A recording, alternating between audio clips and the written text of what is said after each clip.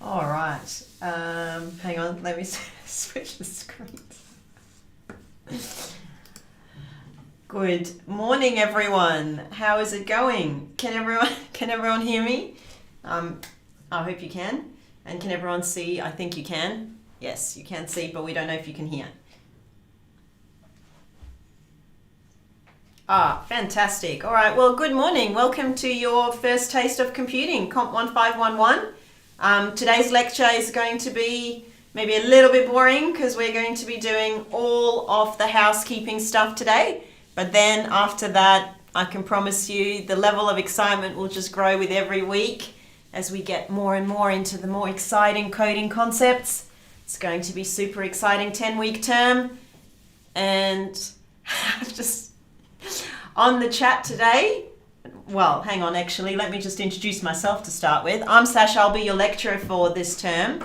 And I've spent a long time coding, well, a lot of time doing a lot of other things as well, but I actually was an undergraduate here quite a long time ago, doing computer engineering as well, and took some of the first offerings of this course, which I would like to say changed my life.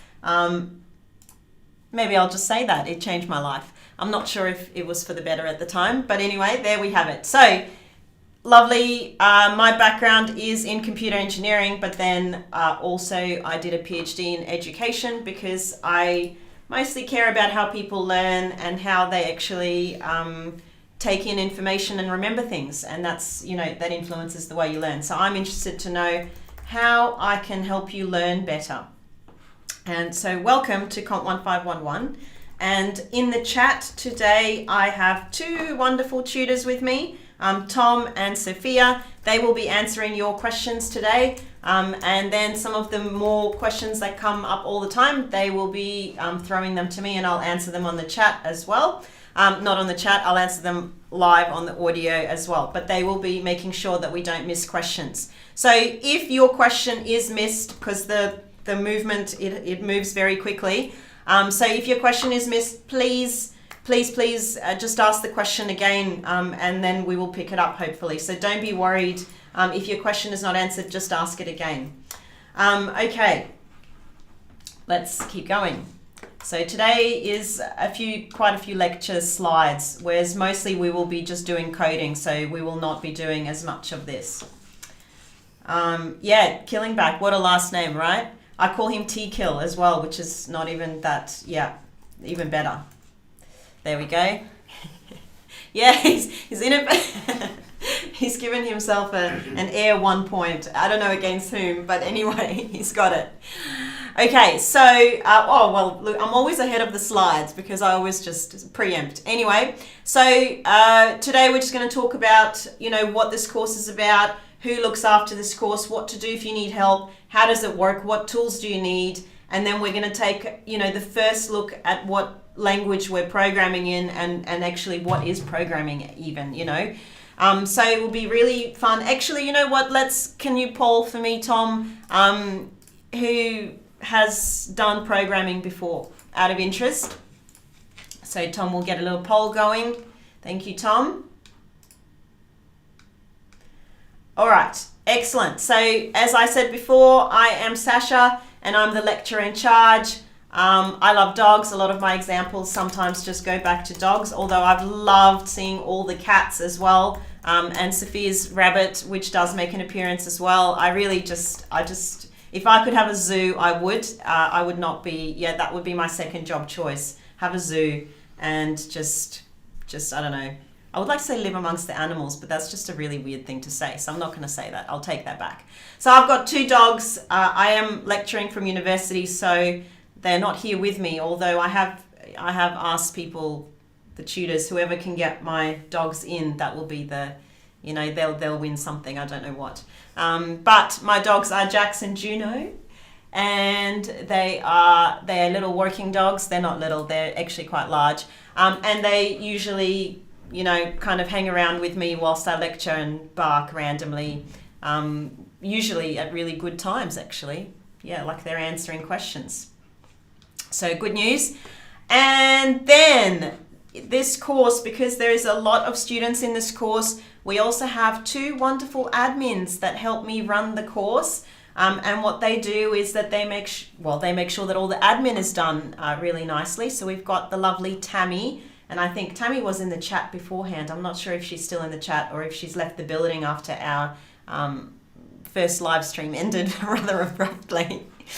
So we've got the lovely Tammy. Tammy is doing her PhD at UNSW. Tammy is in there, you see.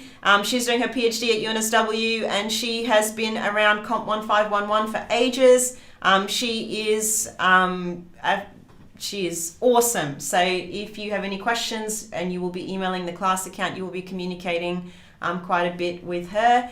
And then, of course, we've also got Ben. I'm not sure Ben is here, but if Ben is not here, Ben used to be the forum king, always answering all the questions, but he has been toppled by Paula, one of the other tutors. Ben is there as well. Amazing. Everyone's in on this lecture. Welcome all my tutors. So excited to have everyone there. But Paula has toppled Ben. Ben's reign is over. Paula's the new Ben. So we'll see. And so, yeah, Ben is required to read my mind at all hours of the day. I just have to look at him and he has to know what I'm thinking. It's been going really not that well so far, but hopefully he will improve. No, Ben is awesome. So Ben and Tammy, they will be helping, and you will hear a lot from them. But also, except for the admin team, there is a lovely, lovely crowd of tutors looking after you as well. Okay, so we've got a whole bunch of lovely people that you will meet today and for the rest of the week, and then who will help you for the next 10 weeks as well.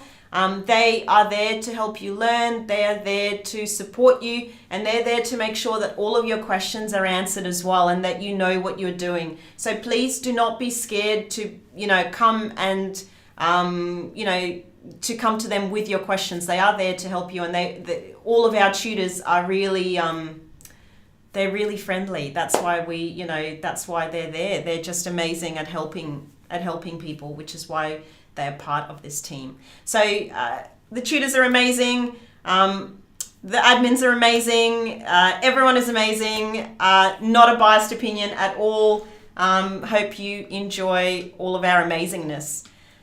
Okay, our course is not on Moodle. Do not go to Moodle. There is no Moodle. Moodle, no Moodle.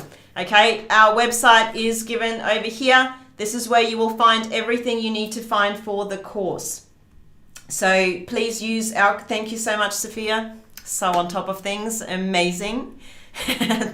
Tom, too slow. Okay, how come we don't use Moodle?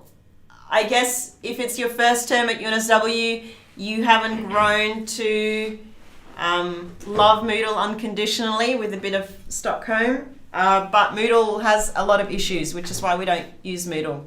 But I mean, everything has issues, but yeah, Moodle has a few issues. Okay, so yeah, exactly. So I also teach HCI-based courses and user interfaces, and I often use Moodle as an example of bad usability. So there we go. So that answers your question why we're not using Moodle. Okay, communication. We've got our course email, cs1511@unsw.edu.au. If you have any issues at all admin related inquiries, so any personal questions that you need to ask, please email us at that email. It gets manned by a few people, so you will get a response, hopefully quickly enough. And yeah, if you have any enrollment issues, you've got to go to the UNSW Nucleus Student Hub, and I've provided a link there for them. It can get quite, what's a polite way of saying a long time? It can take a while for them to get back to you, But, you know, bear with it. Usually much better going in person if you've got issues, and they will fix things up for you. Now, if you've got an ELP plan, an equitable learning plan in place, please email me directly on my email that I've provided below, and we will make sure to put all the provisions in place for you so that you are supported throughout this course. Okay, other than that, we've also got our lovely course forum. Can we please link? Thank you. So we've got the course forum. I'm blocking the QR code for the link to it. Which way should I go? This way. That. This is not really going to work. I can change the camera. I could jump in there. I can't. I could jump in there, couldn't I? Because I can just move this this camera. If I can control this mouse. It's a terrible mouse. I usually come with my own mouse. There we go. Look at how I move. Now I'm just floating randomly in space to really scare you out. Okay, so forum, we've got any course related questions, any questions about the content, any questions about, I don't know, yeah, I said course related questions, anything about content. If you are doing some code and you want to ask a question about your code, you will also put that in the forum, but you will not put any code in the forum. So when you do your code, we can see what code you've done. You do not need to ever paste it in a public forum. Please do not paste it in a public forum. We will answer your questions like that. You also have your tutorial and lab time in which you're welcome to ask many questions, and your tutors and lab demonstrators will be making way around the room and asking if you have any questions, so that please bring up any issues as you have them. Starting at about week 2 or week 3, probably week 3, we run help sessions. What help sessions are they little one-on-one session with a tutor. You've got about 15 minutes, maybe less, hopefully less. Hopefully you don't need 15 minutes. I don't know why I said 15 minutes. It's a lot less than that. It depends. So if you are doing your assignment and you've got, you can't solve a particular problem or you need some help, this is your chance to get that one-on-one help. However, you can also get that type of help in your tut and lab. So please use the time wisely, because our help sessions really fill up around assignment times, and often you have to wait for 2 or 3 hours, or you might not get seen. So don't rely everything on the help session. Use the time in your tutorial and lab time, which you have every single week at the same time every single week. So you can ask assignment-based questions in there as well, and you can have that one-on-one time with your lab demonstrator as well as needed. So the help sessions are a good place to get help outside of normal lab and tut times. But what happens is, you'll have to kind of book in for it and stuff, and we will announce how to do all of that in week 2. So someone's asked a good question: what's the difference between the tut and the lab? So we run at UNSW, at CSE, we run a thing called a TLB, which you've noticed you were enrolled in. A TLB is 3 hours, and what it means is that for the first hour you have a tutorial, for the next 2 hours you have a lab. Usually a tut time is where you do exercises without sort of a computer, but kind of working through things, maybe doing a little bit of collaboration with other people in your group, and your tutor can explain concepts to you that you might have not understood from the lectures, so they can kind of delve in and answer those types of questions. And then the lab time is the practical component. It's where we can actually, where you're actually coding yourself, and you can ask for help, based on what you're coding. So you'll be given some problem sets, and that's what you'll be solving as you go. All right. So what is COMP1511? Let me have a look at the poll as well that we've been running. Oh, pretty good.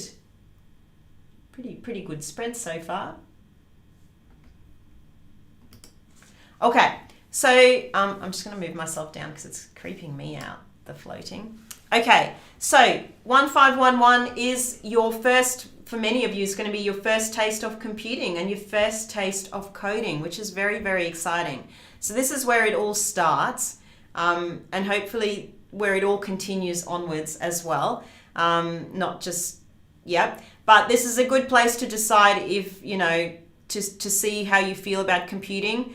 One thing I'll say to you is that when you first do programming, it's actually, it's really hard because you're learning a whole new language, you're learning a whole new way of solving problems, you're learning a whole new way of approaching problems. So don't be disheartened when it is quite hard to start with.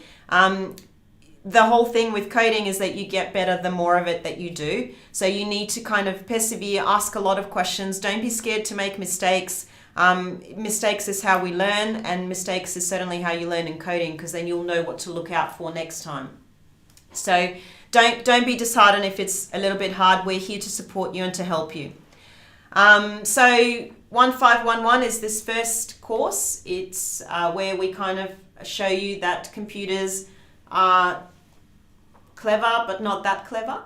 They can only follow instructions that you give them, and they have to do exactly what you say. So we are the boss. The computer does what we want them to do. And if you don't tell it exactly what to do, it doesn't know what to do. Okay, the computer is not smart enough to know what to actually do themselves. So when we write code, when we write a program, what we're doing is we're actually telling the computer line by line what it is that we want it to do. So we're really showing them what it is that we want them to do. And yeah, no Terminator, that's right. Maybe I'll turn into one at the end of week 10. So as I was saying before, I think one of the hardest things about programming is the problem solving aspect, because every problem has to be, you've got to solve it first before you can even start coding it. So that can only be built up with practice. So you really, again, don't get disheartened. Make sure that you kind of approach the problem in different ways. And if you can't, if you're stuck, come to us, we can help you with it, right? We can provide you some strategies to help you solve the problem, which can help you with the code. So this course assumes no prior knowledge and zero programming experience.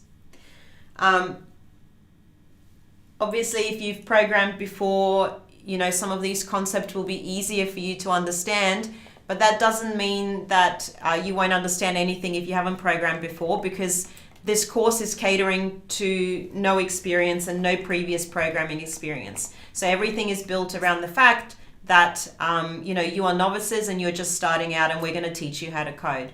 So we teach the fundamentals of programming, how to approach and solve problems, and how to talk to computers in a common language. Our lectures are 2-hour sessions twice a week. So that's 4 hours in total. Amazing. Streamed online via YouTube. I guess you know that because you're here right now. Monday 11 till 1 and Wednesday 10 till 12. So hopefully those are quite good times. I think they're quite good times. So hopefully we'll see a lot of you joining us in the lectures. We like to have a lively chat. I love a lot of questions in the lectures as well. So hopefully we can get that going again. Week 6 is Flex Week. There are no formal lectures, but we have some bonus guest lectures if you're interested. This is not accessible material, but it's things that are, fun to know, fun to ask questions about. So we've got one lecture on security and one lecture on ethics going. And as I said before, please use the live chat to ask questions. That's kind of why we live stream on YouTube as well, to give that, to have that live chat going. So please keep asking questions. We love it. The only rule I have in my lectures is that you have to be respectful of others at all times. Everyone is here to learn. If you are being rude to someone, you will be given a warning. But if you will continually be rude, then you will be exited out of the lecture, kind of thing. So please always be respectful to others. Everyone's here to learn. Everyone's got a different level of understanding and experience. We're here to support each other. That's what makes it, it's a first course, it's a first experience of university. That can be quite hard, all of it thrown in at once. So please make sure that you support, the other people in your course as well. It's more important to kind of lift each other up than put each other down. So please support, support, support. Okay, lecture content. I'm still on this QR code. Just can't get over them. Now I know not to put them there. Okay, so in the lectures, we're going to talk about some theory. Basically, what is that we're trying to understand? What are we trying to understand? But, you know, it's not just going to be dry theory for 2 hours twice a week, where you kind of log in and snooze to the sound of my voice. Hopefully not. We're going to be doing a lot of live coding to show you how things work, and live problem solving, so that you get to, you know, get a feel for how problems are solved and how you can start coding, and how you can, you know, how you can actually get yourself all set up and ready to go. So everything is available on the course website. That means the lecture slides, the lecture recordings will be on the YouTube playlist and will also be linked through the course website. And we will also make it available in a format that is not a YouTube format for those of you that are in places that cannot get access to YouTube as well. So it will be available on the course website. Tutorials, 1 hour in the classroom, further in depth into the topics that we're teaching. So you're going to get to work in groups, a bit of, you know, interaction, and you learn how to solve problems before you actually write the code. Again, you can get all the questions on our course website, we ask that you at least read through the tutorial before you come to the tutorial, so you know what's going on, and so that you're prepared as well. And if possible, if you can watch the lecture before you come to your tutorial, that would be amazing as well. We usually like to run, you know, 1 week. So the lectures this week, the content of the lectures will be what's going to be in the tutorial kind of next week. But, you know, this week you'll be setting up your environment, and you'll be starting to, you know, get ready to go. Can you attempt the labs before attending? You absolutely can. No problem. And then come to the lab already with your questions. You can absolutely do that. Okay, so tutorials, good place for interactive learning, time to discuss things, work through problems. You have time to meet other people in your class as well. We do have online, I think there is 9 online classes this term, and the rest are face-to-face. Yay, we're returning to face-to-face. So please check your timetable for your enrollment details. Make sure that you know where you're going. For online classes, we're using Teams. You will be added to a team. If you're in an online class, you'll receive that invitation. So please make sure to log on to Teams. Please turn on your cameras if you can. If you have pets, well, we love to see them. If it's a dog, you'll have to pass it through the camera to me, because I'll be very distracted. And we release the sample answers as well for the week. Okay, the labs are practical coding, including you might do some pair programming stuff. It depends how you go. It's time that you get to have you know, one-on-one conversations as well with your demonstrators and your tutors. If you have questions, that is a great time to ask your questions. And you know, it's just a great time, you know, to really clear up any issues that you might have. So the problem sets that you get throughout the term are going to be marked automatically, and they will count towards your final mark. It's capped at 15. There is a Tute Lab this week, absolutely. That is the Tute Lab that we use to set you up and make sure that you're ready to start coding. And every week there's going to be some challenge exercises for those of you that, you know, are a little bit ahead. You can earn some bonus marks with them. They're not necessary. Some are hard enough that they'll eat up a lot of your time, probably not worth it for the marks that you can get from them. But if you are interested in challenging yourself a little bit more, feel free to do them. You can get full marks without them though. And there's no tutes or labs in week 6. Okay, assignments. They are, what do I mean by bonus marks? I should describe them. Okay, do I describe them later on? I might describe them later on. So anyway, I'll describe them now. So each problem set that you get for each week has 1-dot exercises, which are the easy exercises. We want everyone to be able to do the 1-dot exercises. If you cannot do the 1-dot exercises, please come and see us, because we want to help you and support you that you can do them. Then there is 2-dot exercises, and those 2-dot exercises are a little bit harder. You have to spend a little bit more time on them. We want everyone to be able to attempt them at least. And 1 and 2 dots make up all the marks that you need to get full marks in the lab component. Then there are those challenge exercises. They're the three dot exercises. They're a lot harder, take up a lot more time. I think they have about 4 marks assigned to them over the whole of the 10 weeks. That can contribute to your 15 if you've lost marks anywhere else. So the lab mark is always capped at 15. You can't go over the 15. That's the total you can get. And most of the marks are really in the 1 and the 2 dots. And then some weeks, just for funsies, we have these, skull and crossbone exercises that are like beyond the 3 dots. They're super hard. They're not for marks. They are just for funsies. You do them and you get to, I don't know, for those of you that have also programmed before, they can be quite fun because they extend your understanding and they also challenge you a bit more. So, yeah, lots of stuff just for funsies.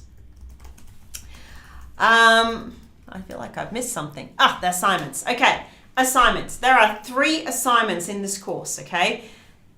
One rule, I'm going to make it a rule, you got to start early, okay? Because otherwise, these are not assignments you can do the night before. They're just not. Computing is not a place where you can really do that.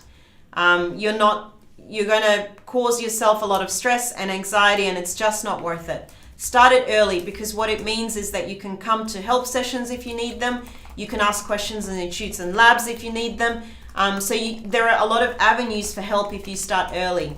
Once you start the night before, the help sessions get very booked out and you might not get seen, or you might get seen for a shorter period of time. And so you're causing yourself a lot of grief just please start early. It is individual work. It's not a group work assignments. They're all individual work, all coding. Each assignment will take a few weeks and it will test how well you can apply theory that you've learned. So the first assignment 0, and obviously it's called assignment 0 because we're at CSE, so you'll find out why. In computing, we often start counting at 0. So it is 5%. It's due on Friday, 8 p.m. of week 3. So assignment 0 it's going to be much more simple assignment than the other 2. Okay, it's the simplest of the assignments. It's there to help you get started, really. It's there to make sure that you can, print something out and you can do some basic code, you can save a file and so on and so forth. So we're going to hold your hand a bit for assignment 0, and then we're going to let go off your hand a little bit for the next 2 assignments. So then we have assignment 1, which is 15%, and it's going to test your understanding of arrays, which is a structure in computing that we use to hold some data. And that is due on Monday, 8 p.m. of week 7. So just when you thought you could have week 6 to relax, you can be doing your assignment 1 in week 6. So hopefully that will be all right. And assignment 2 is 25%, and it's due on Friday at 8 p.m. of week 10, and it's going to test your understanding of another data structure. It'll test your understanding of linked lists. So super duper exciting stuff. We've got some really fun assignment contexts, if I do say so myself, this term. So again, not a biased opinion, but you'll hear a lot of these opinions from me over the term where everything is super fun in 1511. But these assignments are super fun. Oh my gosh, seriously. And that assignment 1, like the challenge for no marks, if anyone does that, I can't wait. I can't wait. And there's late penalties for all the assignments. They're 5% per day late, which is in line with UNSW policies. Maximum lateness is 5 days, after which time it's 0 marks. So we do late penalties, we'll do 5% off the ceiling, not off your mark. Okay, help sessions, as I was saying, great place to ask questions, get help to fill any gaps. They're held using Teams. You have been added to the team, but I haven't activated the team because I was waiting to put up some more information on my message, and I will do that after this lecture today. You can't see it yet because I haven't activated you're in it, but you're not in it. It's not activated yet. So once I activated it, you will be in this team. That will be how we run our help sessions. You will register using something called Hopper, and I'll provide more information for that. And then a help session demonstrator will call you to run the help session over Teams.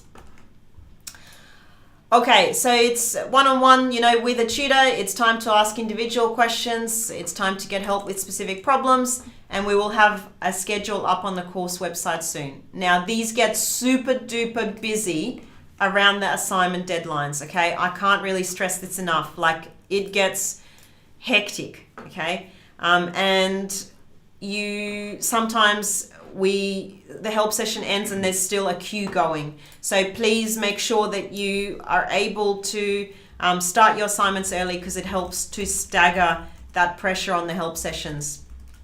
And you know, the more people we put on, it seems that the more people we have in the help session, we can never keep up with the demand. So please start early, make sure that you stagger out your questions, and it will help you as well, you know, to do that, because you'll be able to get a lot further in your assignments. Okay, final exam. We also have a final exam in this course. The final exam is in person this term. So you will be showing up to a lab at the university and sitting an exam in person. I promise you, this is actually a good thing. It's about 3 hours for this exam.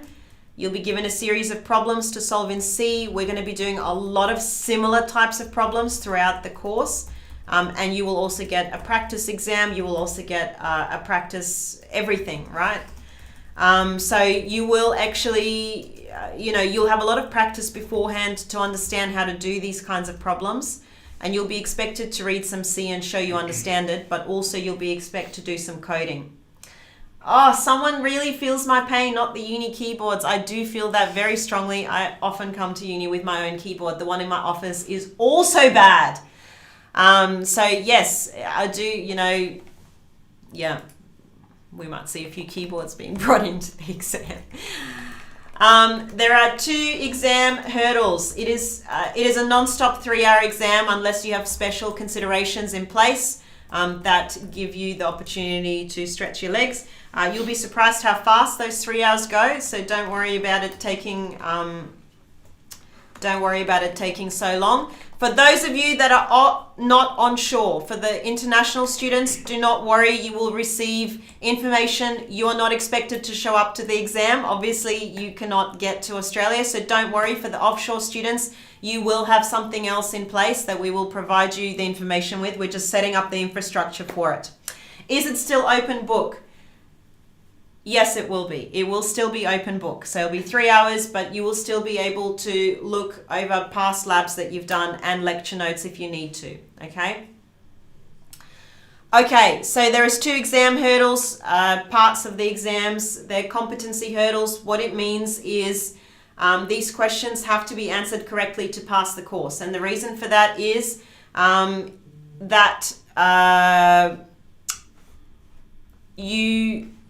we will mark those questions specifically, but it's to help you as you go on to do later parts of computing courses, because those are important things that you need to know.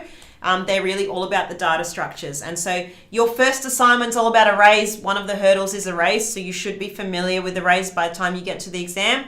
And the second of them is a linked list. Your second assignment is linked lists, and then that's the second hurdle, is you have to answer a question using linked lists. We will get you to practice those, don't worry. Week 10 will be it will be all about the exam. We'll do lots of revision in the lectures. We'll also run some revision labs in week 11 that will be optional, that you can come and, you know, practice more problems. So we'll have a lot of possibilities for you to practice. Yeah, okay. So, yeah, that's the exam. Okay, so the total assessment for the course is the labs are 15%. As I said, it's capped at 15. Assignment 0 is 5%.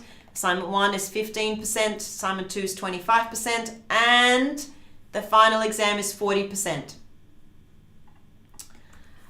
Someone's asked, since it's an offline test, will it be easier?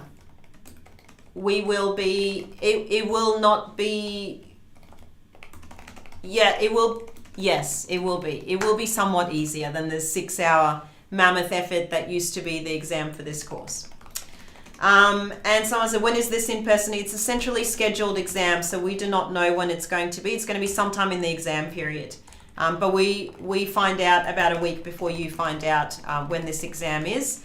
and that's only so that we can deal with any clashes that you might have in exams. So to pass the course, you must score at least 50 out of 100 overall, and you have to solve problems using the arrays, and you have to solve problems using the linked list, which are the two hurdles. Okay, special consideration. Special consideration for those of you that are just starting out. If you get sick during the term, if you are unwell in any way, if you fall down and hurt yourself, if you're just unwell in any way, please apply for special consideration.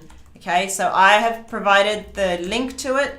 It's a centralized link. What it means is if you apply for it from our course, it also goes to your other courses. So one application for multiple things, which is quite useful if you only feel sick, so you don't have to send multiple things out. What it means is that you're able to be granted extensions, and you're able to kind of get help and support as you need it. So please make sure to apply for special consideration if you're not feeling well, or if any issues are coming up that make it difficult for you to study. And I've actually read the special consideration policy over the weekend again, and it can also apply if you've got any caring responsibilities. So if you have to care for someone because they're unwell and there's no one else, please apply for special consideration as well. If you're unsure of what's going on, please feel free to email me and I'll direct you to the right services that the university has so that we can make sure that you get, get the help and support that you need. So again, if you have an ELP plan, please email it to me directly. So if you have an equitable learning plan in place, please make sure to do that as well, so that again, we can get all the supports in place that you need. Okay, we do have a supplementary exam.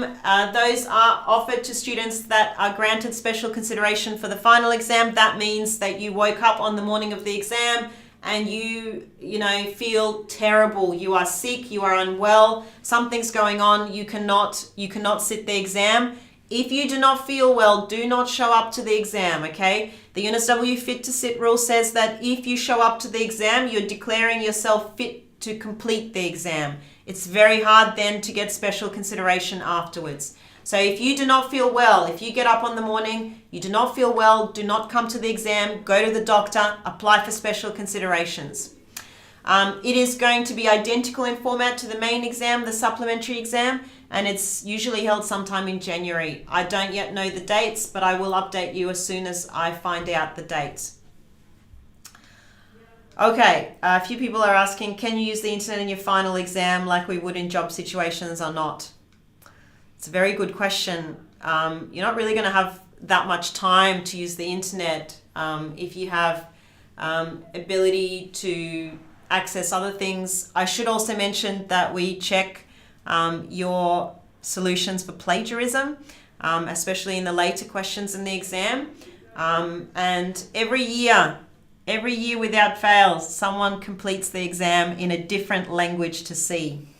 And that is very easy to see that you then copied that from the internet. Please don't do that. Please at least attempt the questions. I promise you the first few questions of the exam you should be able to do. And also it's good to try it because you've come to learn, and you really need this kind of information for the later courses that you do. You don't want to set yourself up badly for further computing courses as well. And we do provide a lot of support. We are here to help you.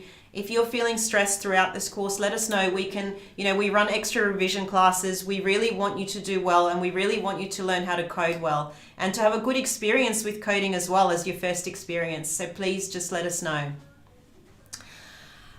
So code of conduct, I've kind of code of conduct, I've kind of touched on it before, but basically this university, you are bound by the code of conduct. I have one rule: please don't hinder anyone else's learning. Don't be rude to anyone. No discrimination, no inappropriate behavior, no harassment, bullying, aggression, no sexual harassment. Please respect others, okay? It's really, really important. We will be on it straight away. And that goes to your tutors as well. Please respect your tutors as well, and your lab demonstrators. They are just trying to help you. If there are any issues, please email me, come to me, and we can resolve it. Hopefully we can resolve it so that everyone is happy as well. Okay, so now let's talk about plagiarism, which I kind of tried to touch on before. But plagiarism is the presentation of someone else's work or ideas as if they were your own. It is a big no-no, especially in the academic community, especially at uni. You've come here to learn, and when you're plagiarizing someone else's work, you're not really learning. So you're kind of denying yourself that just the beautiful feeling of like actually, you know, getting a solution, of working something out. And sometimes, you know, coding is hard. Sometimes, you know, it's 10 hours before you know, just really, I don't know what's wrong here. So, I don't know, give yourself the chance to experience those feelings. I think many a keyboard has been broken in those labs, I'm sure. Even, lots of keyboard banging, lots of keyboard. Sometimes it can be very frustrating, and in that case, you know, just get up and walk away, have a break. You know, don't just keep going when nothing is happening and you're starting to get angrier and frustrating. Don't plagiarize though, okay? Don't plagiarize. If you ever feel the need to plagiarize, please email me, okay? We can help you to not plagiarize, because we want you to learn and we want you to feel supported. I know that sometimes it's very tempting, especially with all the deadlines that you have, and all the assignments that you have going for all your other subjects as well. But please, please, please make sure that you don't plagiarize, because university takes plagiarism very, very seriously, and it can have, there's serious academic misconduct issues there as well. Okay, you can collaborate though. It's not like you can't ever talk to your friends about what you're doing. And just because I've talked to you how I'm potentially solving the problem, it doesn't mean that I've given you my code. Okay, so you can't give someone your code. And if you see someone's code on a screen, don't just take it. That's also considered plagiarism. But please, you can discuss it, like how you're going to solve the problem. So, but don't ask someone else to solve the problems for you, and don't provide your code to others. That's also considered plagiarism. So someone's saying, will there be any revision material available? I'm just going to answer that because this term we are making a whole bunch of revision things for every week, which are extra questions, not for marks, just for funsies and for revision. So hopefully you get a lot of practice as well with coding, and we want to hear your feedback about them. So we'll have a form going as well if you want more of these revision types of exercises, or you don't care about them. We want to know that too, so that we're not wasting our time making up a lot of revision exercises. Okay, so there we go. If you want more information on anything, the course webpage, which I did not link, and I regret that now. I think I've thought about it about 3 times, and then I scrolled through again. So course webpage, I think someone's about to post it into the chat. Tom, yep, Tom nodding, good. Okay, thank you. Then we have the course forum. Maybe Sophia, can you post a link to the course forum? Thank you so much. So we've got the course website. That's got all of your resources that you might need. We've got the course forum. That is the place to go to ask questions and to get to know people. And then we have the recorded lectures. They'll be on the website. Amazing. One-on-one, you can ask your tutors during the lab sessions or during help sessions. If you have any serious issues, if something has gone wrong, if something is going wrong, if you don't feel well, please email us at cs1511@unisw.edu.au. We can direct you to the right services and we can help you like that. Enrollment, you go to the nucleus, and then we've got a CC help desk as well, provided a link for that. Okay, often it's going to be your first time you are at university, and I don't know, the first time at university, it's a huge place. There's a lot of things available to you. I've compiled a list of things that are available to you. And hopefully, if you need something, please refer to this slide. It's got the links for all the possible things that you might need, I hope. Okay, as before, So my background is in education, and what that means is I've spent a long time studying how people learn. So what we're doing now is a secondary skill. What that means is that it requires lots of practice, it requires conscious and deliberate effort, and it requires a lot of time, okay? No one, lots of people, especially at school, even when I was at school, people used to walk out of a test, oh, I didn't study, and then they'd be like, oh, I got 100%. Not true. I call lies on that. It's just, that's not possible with secondary skills. You need to actually put effort in. It's not magic. It doesn't happen overnight. You have to keep practicing and building up your knowledge. You have to also get exposure to different types of problems so that you can see all the different ways that you can approach them, and then you can solve similar problems because you already know how to solve that first one. So please make sure to attempt all the lab questions, attempt the assignments, work through the problems. We've got the dots to help you understand what it is that you should be able to do, what it is that you should attempt, and what it is that you will be, that might be a lot more challenging. But, so please, let us know if you have any questions, and come to us with any questions that you might have. That was so fast. Okay, so I like to do random riddles on the halfway mark, and we're going to take a 7-minute break right now. 7 minutes on the dot. No, we'll take 11:50. We've got time to do 10 minutes. Excellent. We'll take a 10-minute break. We'll come back at 12 o'clock, and then we will continue. So there you go. If you want to talk in the chat, let me just do that.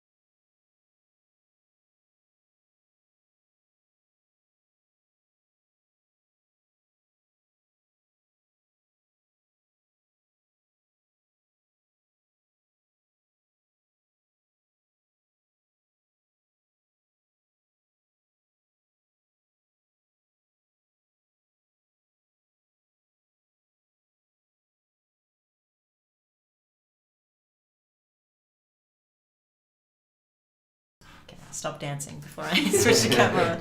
I was doing a little dance, which is just a bit weird. But anyway, let's keep going. Okay. Here we go. So everyone is super excited, super keen. Everyone's asking questions that are like, okay, what software do we use? What development environment? How we make this work? Don't worry, we're about to kind of go through it. Hold your horses. It's happening. I know you're super excited, but it's happening. Okay, so what is a computer? It is the ultimate tool in its ability to be reconfigured for different purposes. And that's what we're going to be doing. We're going to be writing a lot of code this term, 10 weeks worth of code, in fact. So the computer has a processor that executes the commands and a memory to store information. And those are really kind of the two things that we will be focusing on here. Hope you enjoy this trivia. It's really, really cool trivia if you can. Now, I do have some trivia right at the end of the lecture. It's all about women in computing. We used to dominate computing until the personal computer came about. The riddle got answered in the chat. Sorry, I should have answered that. Quite a few people got it right. I think the two people that used it, the two people that attempted it got it right. So that's quite fun. Okay, what is programming? It is where you will provide a computer with specific instructions to solve various problems. So basically you are going to be the boss, and whoever's saying how to tag, you can tag UNSW COMP1511, that will tag us, and you can tag, Tom, are you on as yourself? I think Tom is on as him. You can tag Tom Killingback, and Sophia's not. She's on as a. Can you make Sophia and add me? Oh, you already have. So, and you can tag Sophia. Add Sophia. So maybe can you put your tags up so that people know who to tag? So on a Monday you can tag the 3 different tags. Okay, just in case we want. There we go. So Tom's got. Amazing. Thank you so much, both. Okay, so there you go. And I'm UNSW COMP1511. The slides are on the website. Can one of you please provide the link to the slides? Thank you so much. Okay, so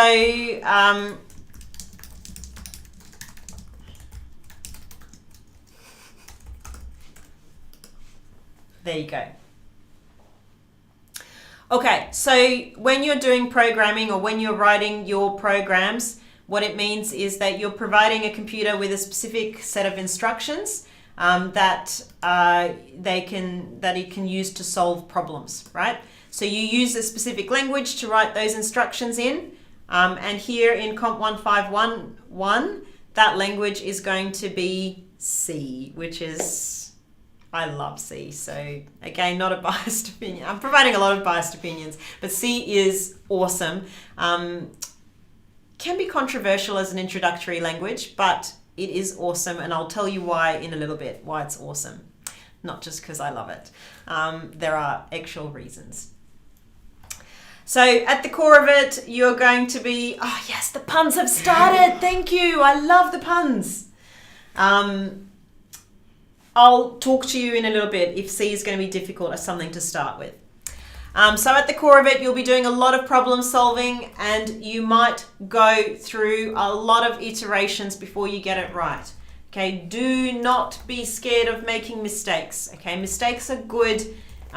Every time you see the error messages from the compiler, every time you learn what that mistake is, and you kind of learn to not make it again, or you learn from the mistakes, you learn more than what you learn from getting it right each time. Because once you make a mistake, you go and search, why is this a mistake? How can I fix it? And you end up learning actually a lot more when you make mistakes. So don't be scared to make mistakes.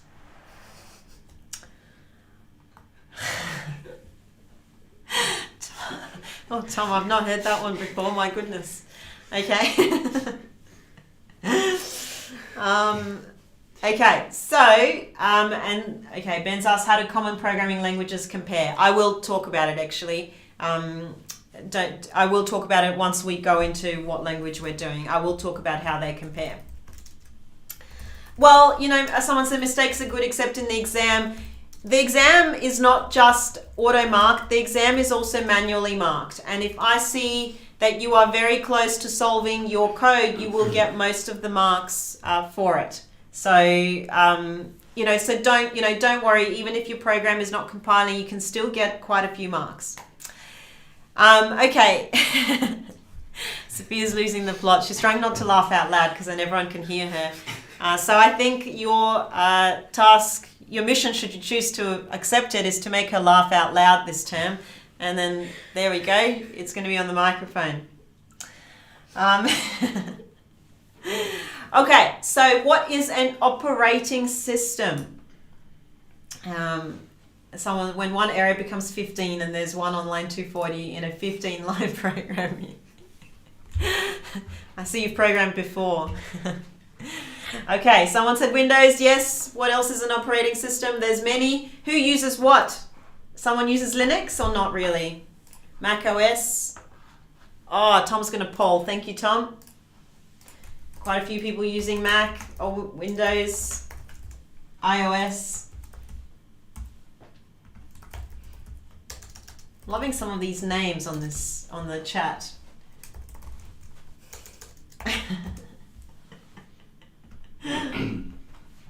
Windows is king. Oh, PS5.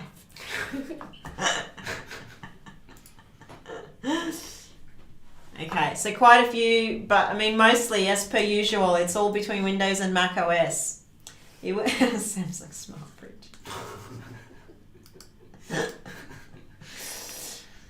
Yeah, so it's always the dominating ones are obviously okay, people have gone off the abacus. Yeah. Good luck with that. You might have a hard time doing some code here. Okay, so not that many people using things like Linux and so on and so forth, which makes sense, I guess, but mostly Windows, which is surprising for some reason. I thought Mac was dominating. It's gone back to Windows, has it?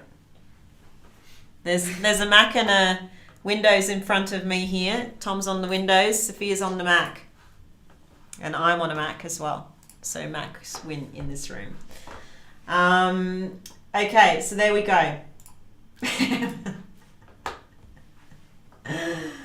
Okay, so an operating system is the interface between the user and the computer hardware. Oh my God. Someone's saying, let's go, Tom. I looked over at Tom and he's just got his head in his hands, and also there is a microphone pole just in front of his face, so he just looks very downtrodden.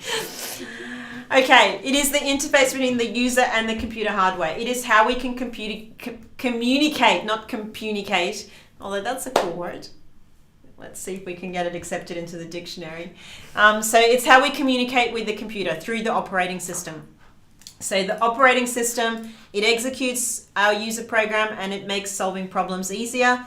But it's also a lot more, convenient to use, obviously, than just, modifying your, ones and zeros each time you want to do something.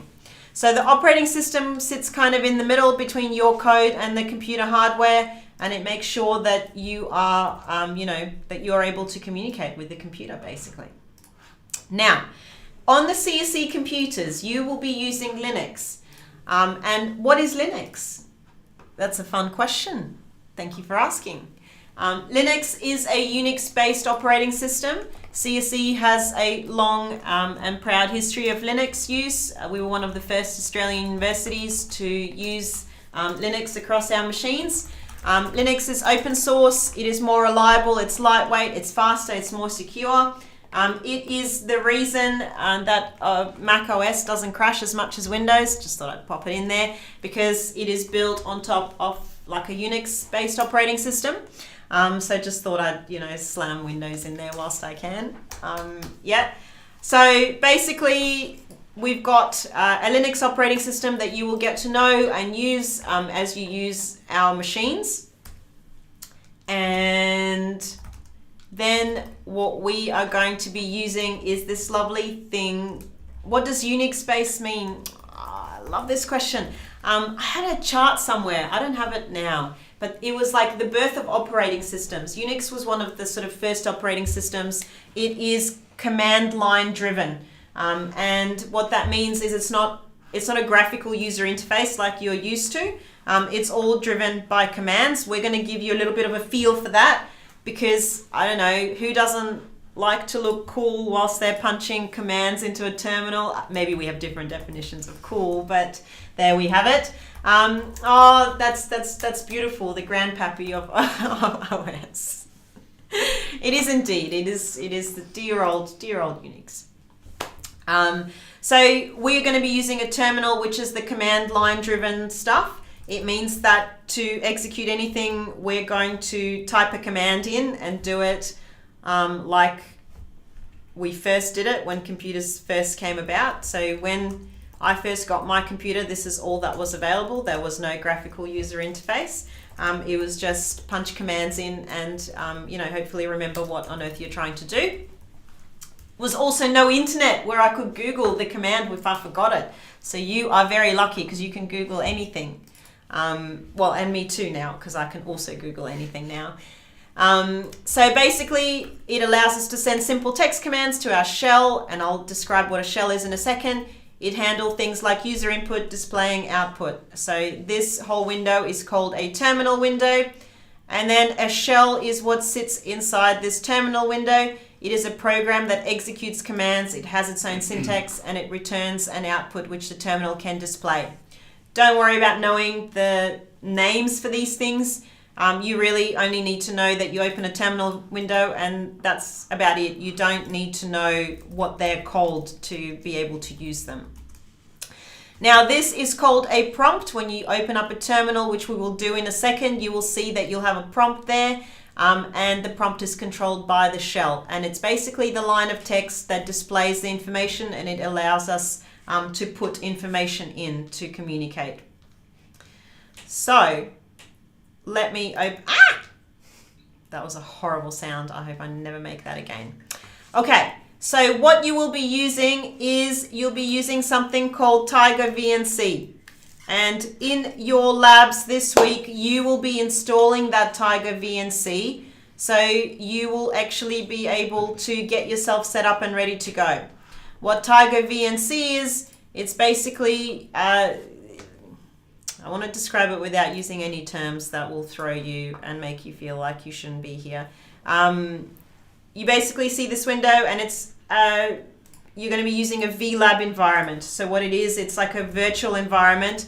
And what you'll be doing is you'll be using Tiger VNC to connect to one of the computers that we have at CSC. Okay, so you'll see something like this when you run your lab, and then you'll log in. Now, because I'm old, that is my username, but yours will be your ZIDs.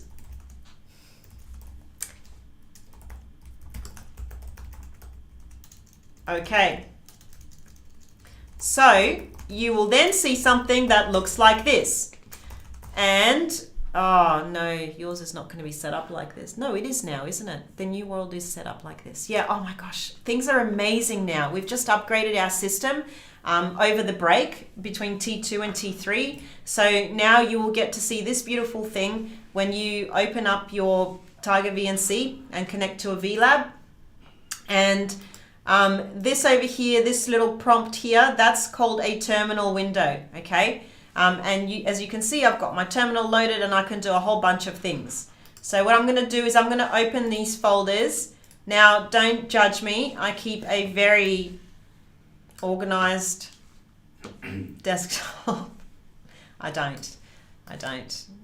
Tom's trying to see what I've done with all my files. A lot of files called test. They're all now located in this folder called cleanup.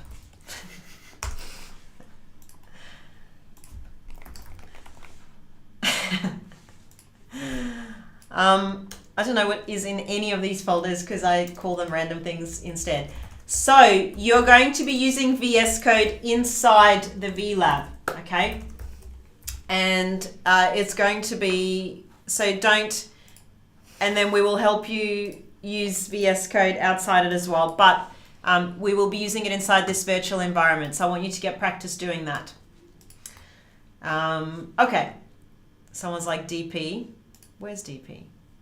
Is there something? Yeah, there is DP. Okay. Here we go. Let's see what it means. All right. Look at this. I am now, actually, is it really small? Is the writing really small in the terminal? It is really small because I can see both of you squinting, which is fun, but also not that fun. We should have changed this beforehand. Now I've settings.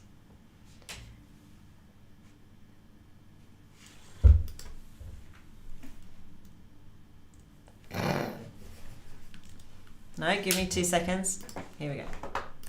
I did this last time. Now where have I done? It was in terminal. Oh my God. Let me make it bigger. Hold on. Yeah, I'm actually squinting at my own screen, so that's a sign of not.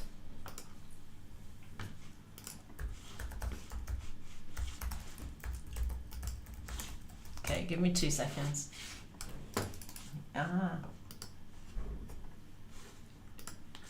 Yeah. File, edit, preferences. I've got this. Display. Oh God, now you just get to see me trying to like, sorry everyone. Here we go.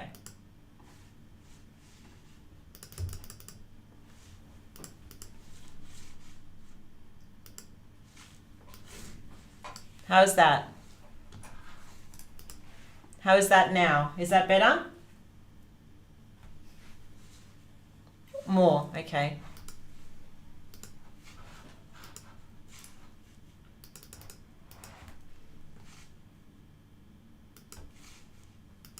How's that? A lot better? Yeah, okay. Tom can see and he's wearing glasses, so this is a good sign. Okay, excellent. That is much better. Otherwise, just, watching you squint.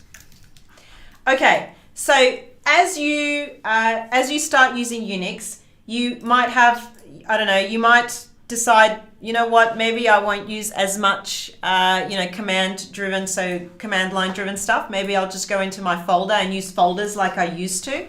But you will learn a few commands that you can do with your folders. So one of those commands is something called ls. I don't know why it uses the blue. Oh, that is the most horrible contrast ever. Okay, so if I type in ls, the command, what it does is it shows me every single folder that I have inside my main directory. So I'm inside my main directory and you can see that I have all of these folders that are actually over here, right? So the ls is list all the directories. Okay, so now if I want to go inside, I know the blue is terrible, I'm sorry. Let me see if I can.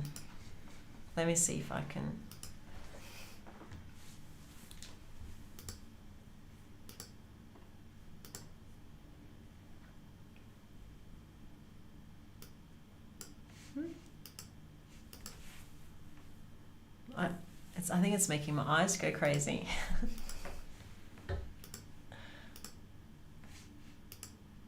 Oh, look at that. That's better. Isn't this better?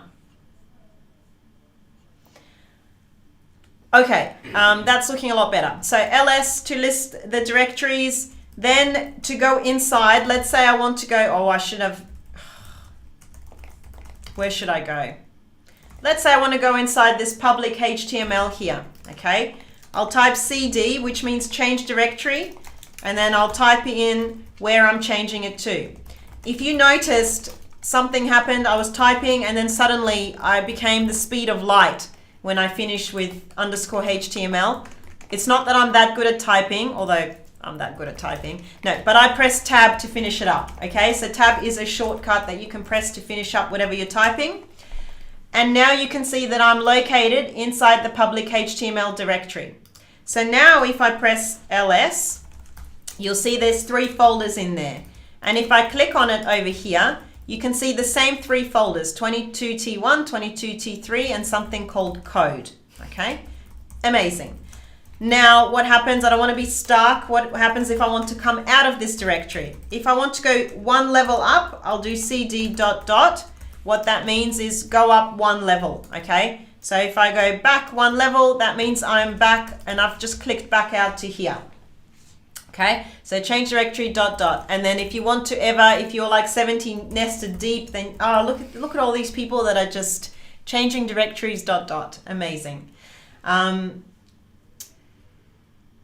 Yeah, thank you, Tom, for answering that. Yeah, so we want to encourage you to use our virtual lab environment, because that, that it's I'd like to say more stable. I'm going to say more stable, and then when it crashes, you let me know, but it's more stable.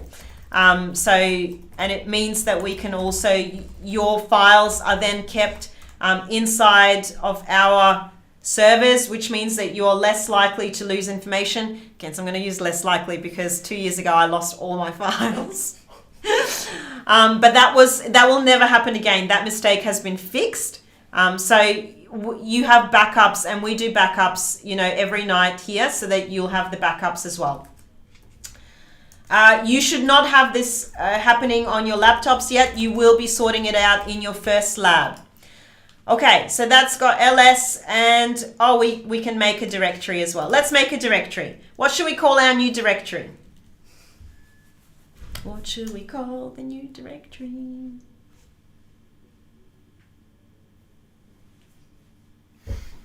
Well, whatever. Sophia's wearing a Spice Girls t-shirt, so it's about to be called Spice Girls. Okay, the command is mkdir. Everyone, new directory. Come on, we can do better than new directory. So that means make directory, and then you just type in the name of the directory. So what should appear on the right side? Yeah, that's the right side, the other left. Okay, amazing! It appeared on this side. It is empty inside it because I haven't really made anything in it. So this is how you can create your directory and put things in it. And then to go inside the directory, cd change directory and change it to the Spice Girls. Yes, you're now inside here. And if you press list a structure, it's going to show you nothing because there is nothing inside this directory. So I'm doing great. And then if I press cd, I'm going all the way to the very top. Or I can do cd ... which is just 1 level up. Okay. And if I'm ever confused and I really don't know where I am, and I'd really like to know where I am, I type in pwd, which stands for print working directory. And then it prints out where it is that I am now.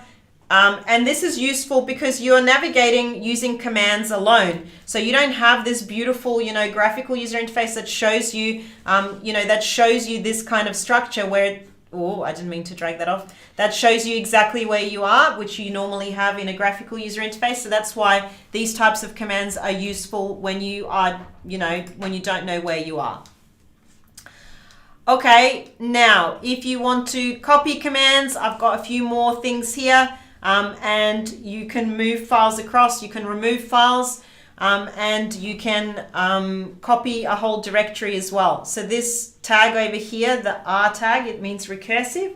It copies all the files in a directory across as well. So you can, I've provided them in the lecture slide, you can play around. You'll have an opportunity in your lab 1 to play around with it as well.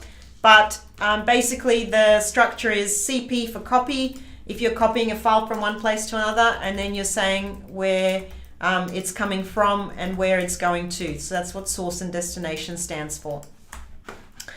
Again, you'll have a chance to practice these as well. Okay, so our labs are running Linux with the basic tools that will help you get started. Don't worry, there are shortcuts, but I don't want to overwhelm everyone. The only shortcut I've given you so far is the tab, but there's going to be other ones that I'll be bringing up in a second.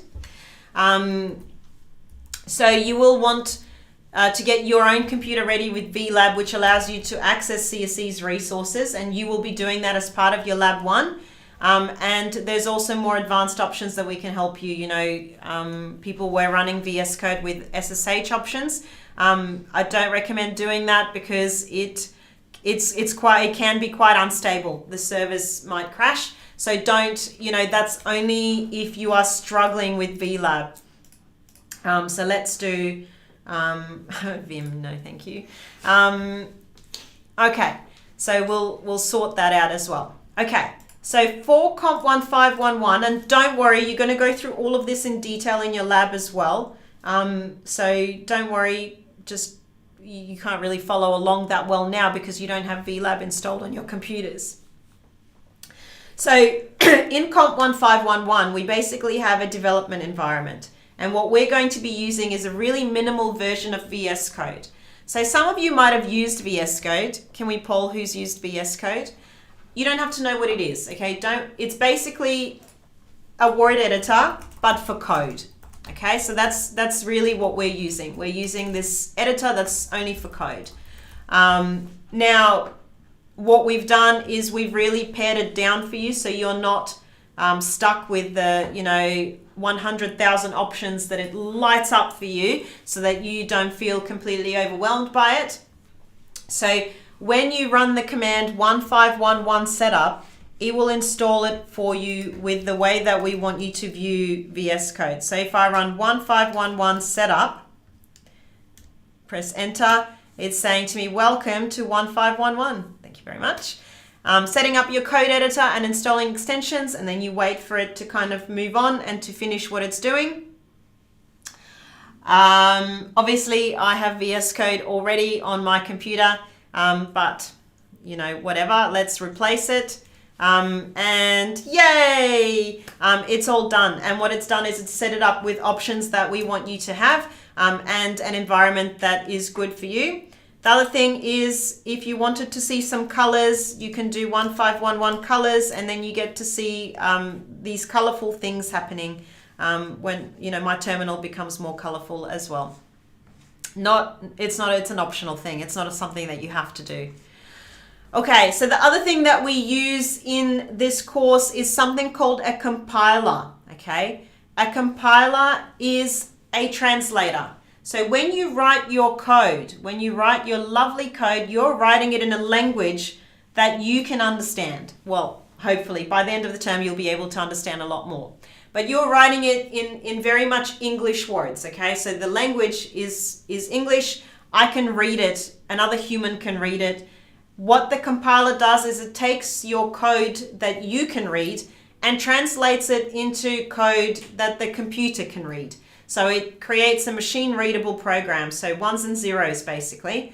And the result of the compiler is a program that we can run, so the executable program. For those of you using Windows, it's that .exe thing, which makes sense as an extension because it's executable. Anyway, that's the only nice thing I'll say about Windows today. Okay, so what we have is a compiler. We use something called DCC. You will not see DCC anywhere else, okay? DCC was built in-house, and the purpose of DCC was to help you use the language C as your first language. So before I said that it's not really a common language to be used as the introductory language, there are other places that use it. It's not just us at UNSW.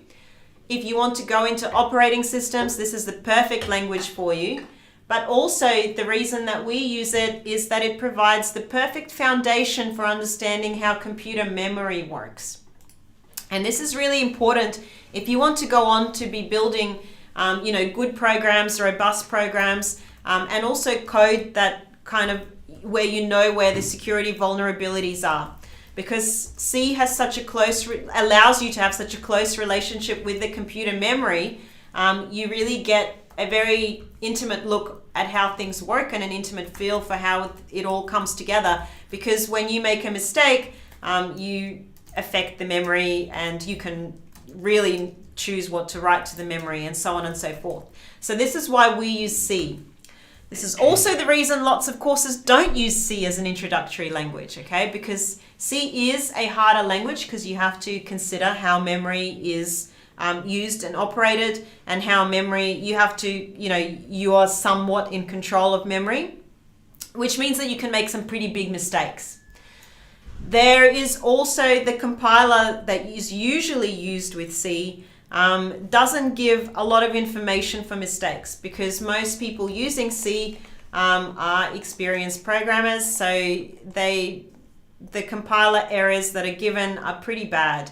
They don't really tell you where the error is occurring. They don't really tell you what it is. So what DCC does is it wraps and it tells us a lot more information for the errors that you're making. So it makes it possible for us to use C quite nicely, because you're being supported through DCC. And I'll run the compiler and I'll show you what it's doing, and I'll also show you how to read the mistakes that it's doing, that it's giving you, that it's telling you exist. So as we code over the next 10 weeks, what I'll do is I will specifically make mistakes in my code so that we can see what compiler error is given for those mistakes, so that you start to get familiar with the types of mistakes that you might be making, and so that you're not, scared off by the error messages. Okay, here we go. Programming in C. Yay, Sophia's clapping. I did a really loud clap without meaning to. So we're using C. I've just talked about it. There are other introductory languages. I just remembered someone asked me to talk about some of the other ones. Lots of places are using Python as their introductory language. It's a lot friendlier in terms of, it's easier to learn, I guess, but it doesn't give you as much of an intimate look at the memory. So what C does is it helps to build a really nice foundation for computing, and it helps to give you a really nice understanding of how to code nicely. The other common language used is JavaScript, which is, again, it's okay. We obviously all have our opinions, right? In the end, really, the language does not matter, okay? Because what matters is you learning how to kind of deal with all the issues. The other good thing about C is that lots of languages were built on C kind of thing. So once you understand how to do C, you will, it'll be much easier to learn almost any other language. So again, it's more about introducing you to the concepts of programming, the concepts of computing, but also introducing you to the concept of memory, because memory management is an important concept to understand when you're learning how to code. And when you go on to code in other languages, you then know how to, you know how to deal with things a lot better, and you have a much better understanding of what's going on in the computer. Oh my God, did someone just say HTML for the win?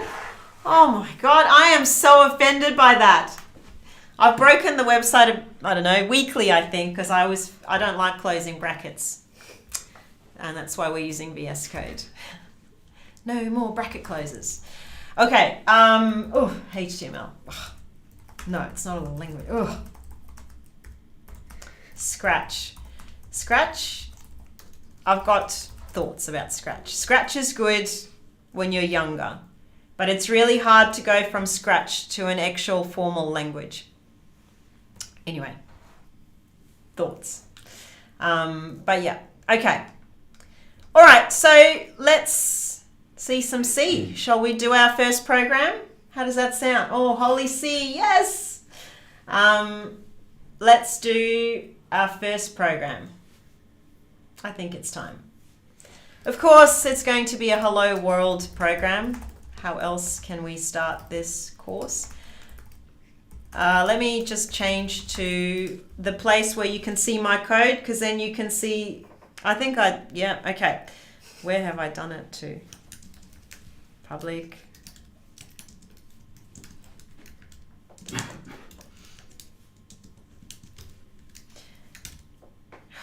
My goodness, I create quite a structure. Okay, beautiful. All right, so all that I have done in here, oh, look at those puns, love. So all that I've done here, even though it looked like I was just going crazy on the keyboard, is that all that I did was go to the directory where my code is that you can see. So if Tom, you can take a little time out from the puns to share the link to the lecture code. That would be amazing, because then you so Tom will share the link, and any code that I type in the lecture, you will be able to see it straight away. As soon as I press save, you'll be able to see that piece of code, so you can code along with me. Oh, I feel like we've got like some sort of like, come sing along with me. We're going to have a great time.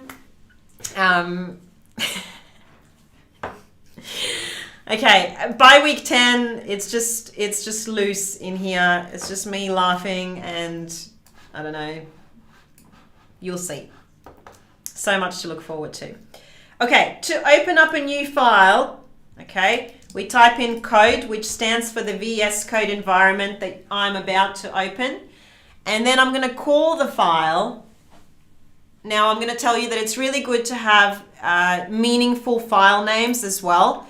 I won't show you my cleanup folder, test 1, test 2, test 3, test 4, test 5, but it is very good to start doing things properly, because bad habits are very hard to break. And I will tell you this now, bad habits are super hard to break. Hence we get test 1, test 2, test 3. So don't do that. Do as I do. No, do as I say, not as I do. That was almost a... Okay. Okay, let's call it hello.c. Okay, so what this means is I am calling something called VS Code to open. So I'm asking a program, and the program is called VS Code.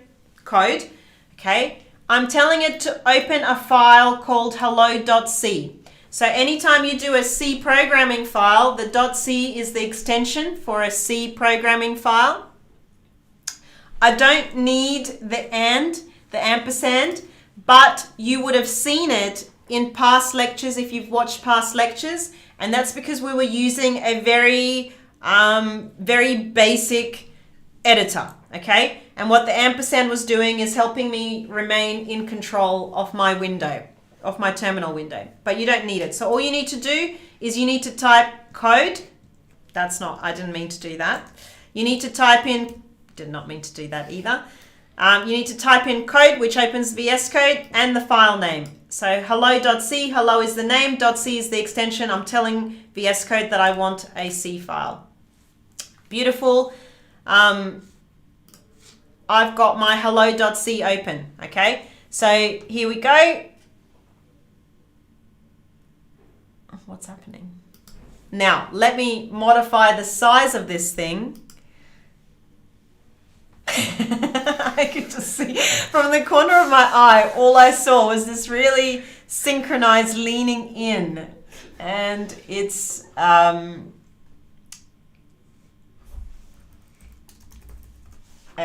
me as well, synchronized leaning in, and it's because I've reset my whole I've reset my thing.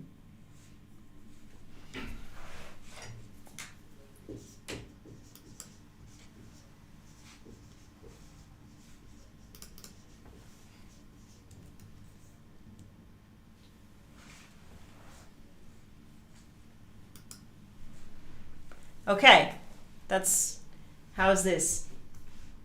Yeah, so essentially I'm opening a file in which I'll write my code. Okay, so let's have a look. The .c creates, so it's the same when you do .doc for a document, and that means you want a Windows document. The .c is saying that I want a file that's going to be compiled by a C compiler. So it's saying that I'm opening a file that I'm going to write in C code in.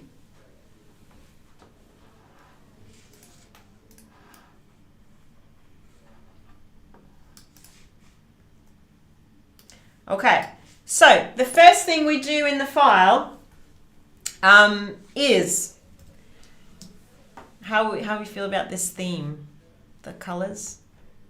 Can everyone see the colors? Can we see fonts and colors? What's the vibe? Wow, that's really a bit of a... it's okay. Yeah, it's not great. I'm not loving it.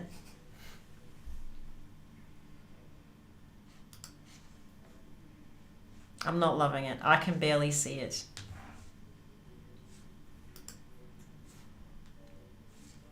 we should just go to light mode. Oh my God, the reaction.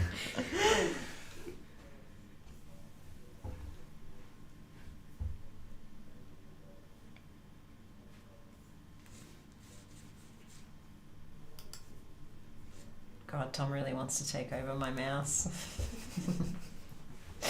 I can see it. I can see it in your eyes. There's the... I've got this. I can't see anything. Look at me go.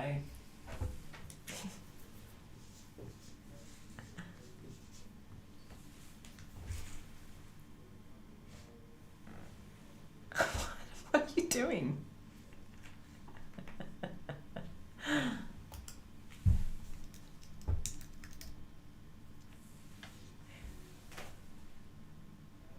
Oh my God.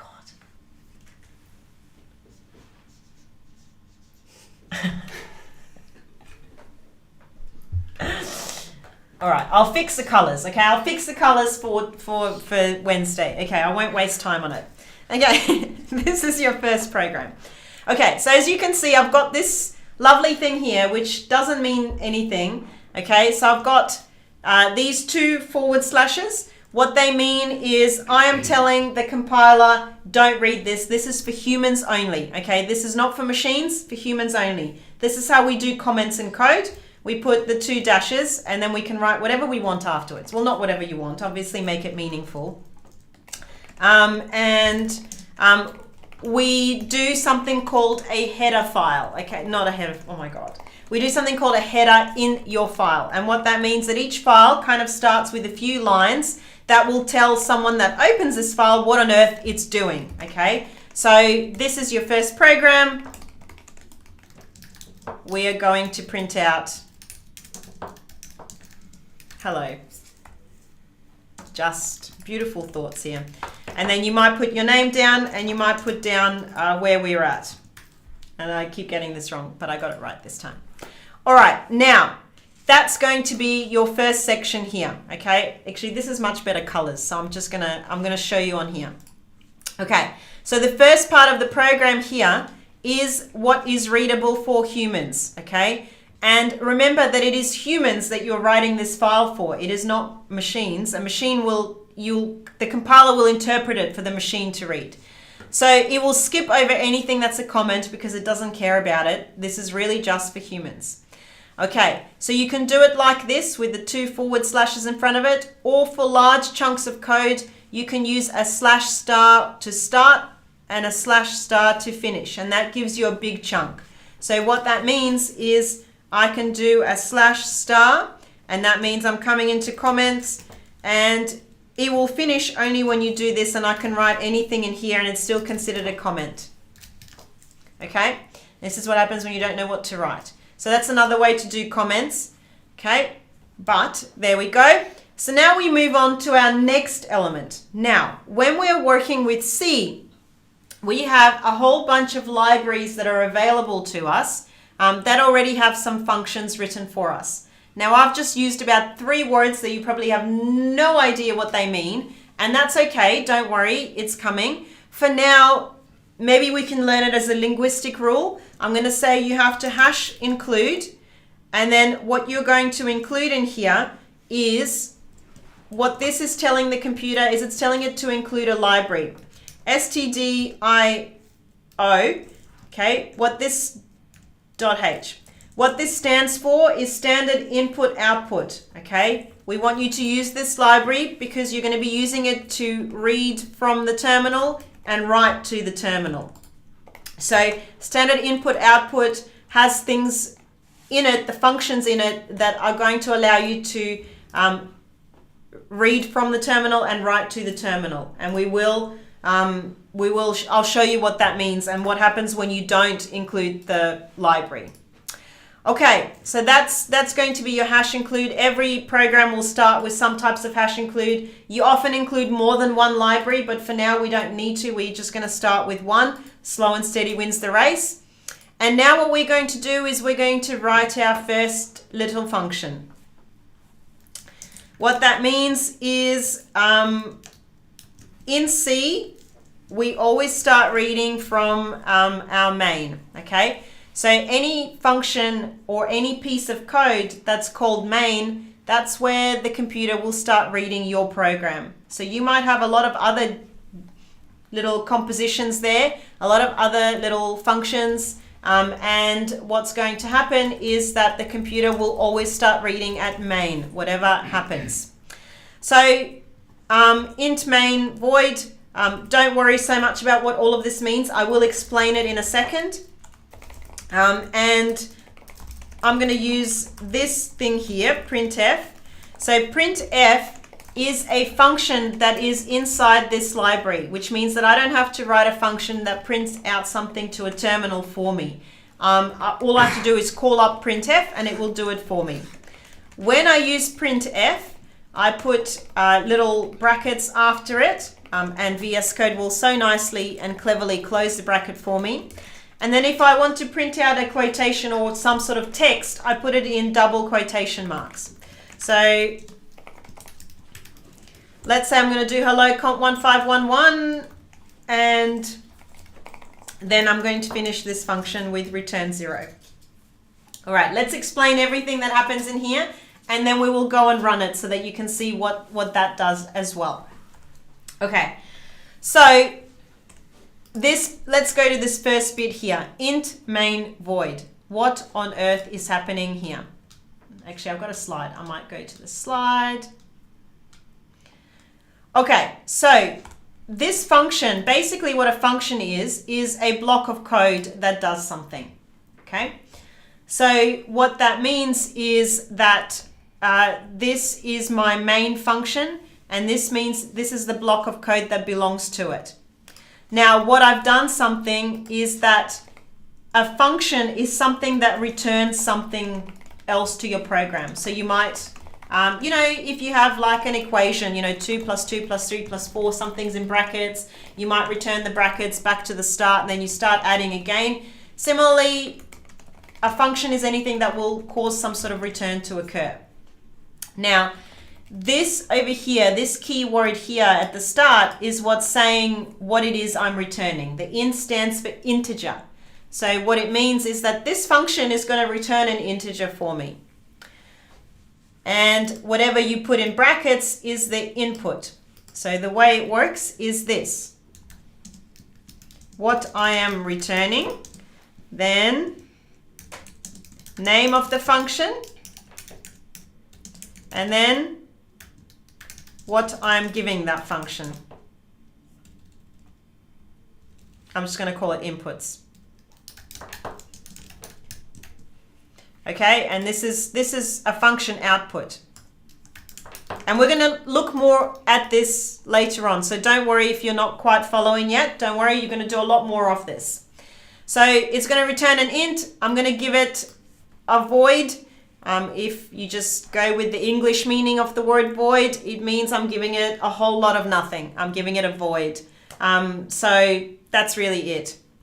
You might have seen it can be left blank as well, but it's good practice to just kind of write something in there so it's very explicit that you're giving it nothing. You haven't just forgotten to put something in the input. Okay, so all that this does is it defines the function, and these curly brackets, whatever goes inside the curly brackets is the body of the function. It is exactly what you want the computer to do. And then here is a return 0. So what the hell does return 0 mean? I have said in this function when I defined it is that it's going to return something. It's going to return an int. An int means an integer. So now return is a keyword that you're going to be using. What it means is that I'm returning something. Now inside this main function, you most commonly return a 0 or a 1, but you can return any number, right? It's not, I can return 42 in there if I wanted to, okay? This is not meaningful. The 0 and the 1 do have some meaning. Usually if you run the program successfully, you'll return a 0, and it's just as kind of like a standard, right? And if you encounter some errors, you might return a 1 or maybe even a different integer, it depends. But you can change, right? In this case, Dylan, nothing is going to happen if I don't return anything. in this particular function because nothing else is using whatever this function is returning, right? But if I had multiple functions and one of them relied on a return of another, then I would have a problem if I'm not returning anything. Okay, so this is our first program. Should we run it? Should we run it? Should we run it? Okay, so I'm going to go back to my terminal. I'm going to clear the terminal so that you can see what's going on. Okay, and now I'm going to run it. That looks... Yes, with a question mark. Fine, I won't run it. No, I will run it. Okay, so to run our program. Okay. Yeah, okay. So if you don't want to return anything, just wait. It's going to be a procedure and we will talk about it in a second. You are just ahead of the game. Amazing. Does it autosave? It does not. And thank you for that. I did not save it. So let me save it. Go back to the terminal. Okay. To compile it, I will call, just like I was calling the program code before, now I'm calling a program called DCC. So I'm going to call DCC, which is the program that will do the compiling for me. I will then tell DCC what it is that I'm compiling. What is the file name? In this case, it's hello.c. So I'm going to tell it, can you please compile hello.c? Now I'm going to give it something else, okay? I'm going to give it this thing here called a -o. What it means is I would like for you to produce an output file called something else. Now, if I don't do this, it will produce an a.out file, which is not very easy to find or read, and then you have 1,000 a.out files. So that's why we use this -o, and then I'm going to call it hello, okay? But you can call it whatever you want. So what I have told DCC is I've told DCC, could you please run and compile a file called hello.c, and I would like you to produce an output for me, so -output, and I want you to call it hello. So it will run it. It hasn't yelled at me. It hasn't given me any errors, which means everything has compiled successfully, and it means that I can run my file now. So what I'm going to do, /hello, which was the name of the program that I've asked it to make for me. Hello. So the // is what tells me, could you please run this file called hello? And then I'll press enter, and how magnificent. It's saying hello COMP1511, which is exactly what I've asked it to print out for you. So it's done it. Your first program. Woohoo! Now it looks horrible because my prompt is still there, isn't it? So it's not particularly lovely looking. So the way I can move to a new line after I print something out is to do a /. Oh, God, I had it highlighted. No worries, here we go.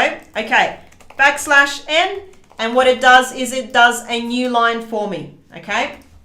Yeah, so then let's save it again. Don't know why I said again, so weird. Okay, and then let's try and run again. So now the shortcut, if I've already run a command, I can press the up arrow key on my keyboard and it will give me the commands that I've run beforehand. So I don't have to keep typing the same thing all the time. Okay, so I'm going to run the compile command again. It compiles, no problems. And then I'm going to run it again. So I'm going to do the // and the name of the program, hello. And now it's going to print it out and it's going to go to a new line. So now it looks a lot nicer. Okay, so now let's have a look to see what happens if you forget to put your #include. Okay, so all I've done is comment it out. So if you remember what that means, it means the compiler will skip it now. Okay, so let's try and compile again. So I've saved it, I'm compiling it again, and it's saying to me, excuse me, this is looking a bit rough. I'm going to give you a warning that you are implicitly declaring library function printf without actually. And this is what the normal compiler does, but this is the DCC explanation. This is the one that I strongly recommend that you read because it's the one that's telling you exactly what happens and what you can do to fix it.